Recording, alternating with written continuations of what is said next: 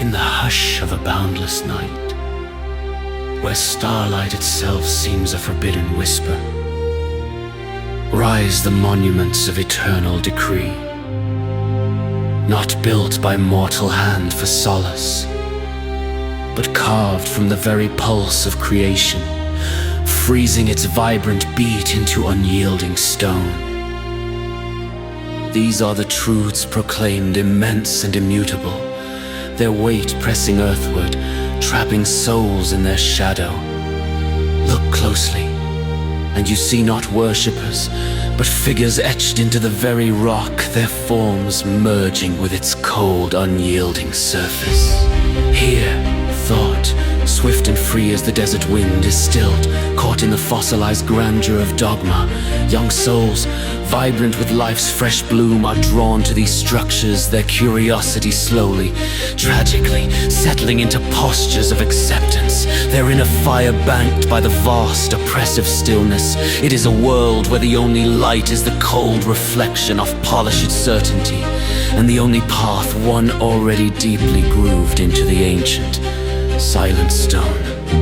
Our hearts, though longing to soar, find themselves bound by these colossal, unquestioned certainties.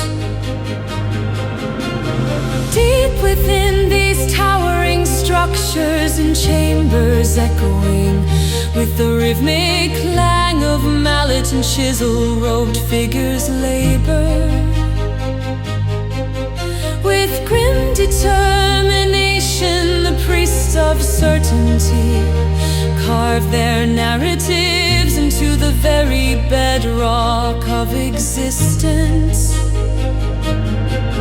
Every strike of their tools emphasizes an absolute, a boundary, a definitive end to inquiry. They sculpt the world into rigid forms, chiseling away nuance, rounding off edges of doubt until only sharp, unyielding certainty remains. And as they carve, they turn their backs, their very posture a wall, casting the longest, darkest shadows over the fountains of true wisdom, the bubbling spring of nation thought, the unasked question, the open-hearted wonder that seeks not answers, but certainty, blinding in itself. Assurance becomes a barrier, a deliberate obscuring of broader horizons,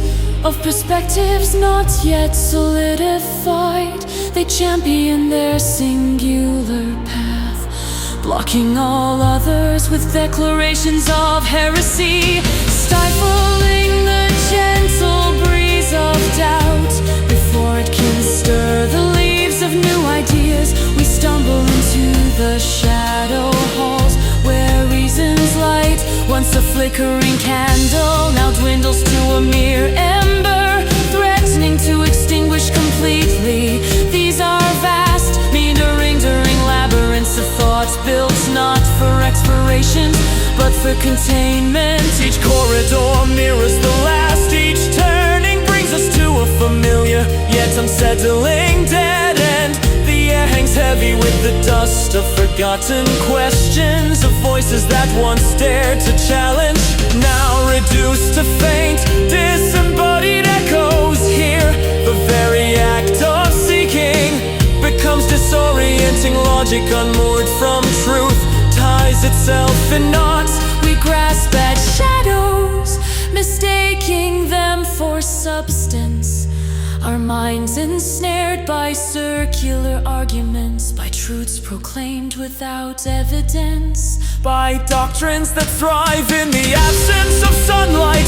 Hope, a fragile moth, flits against the cold stone, longing for a window, any crack in the imposing edifice that funnels all thought down, predestined, joyless.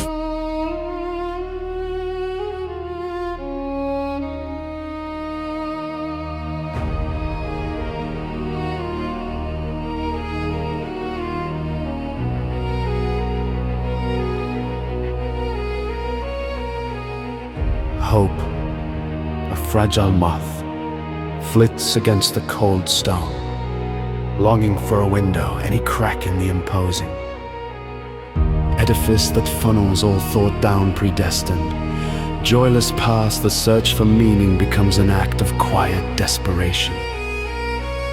From the deepest archives, from the most hallowed, dust-laden chambers emerge the ancient scrolls, not merely records of history or wisdom, but living chains forged not of metal but of intent, with every word penned in eras long past, with every decree inscribed by hands long turned to dust. A new link appears, binding the human spirit tighter.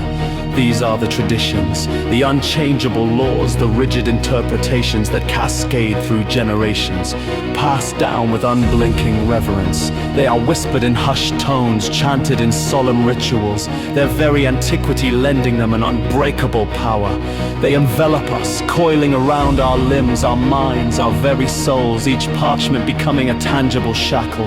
The weight of centuries of unchallenged dogma pulls our freedom to the ground, suffocating the spontaneous urge to question, to invent, to simply be.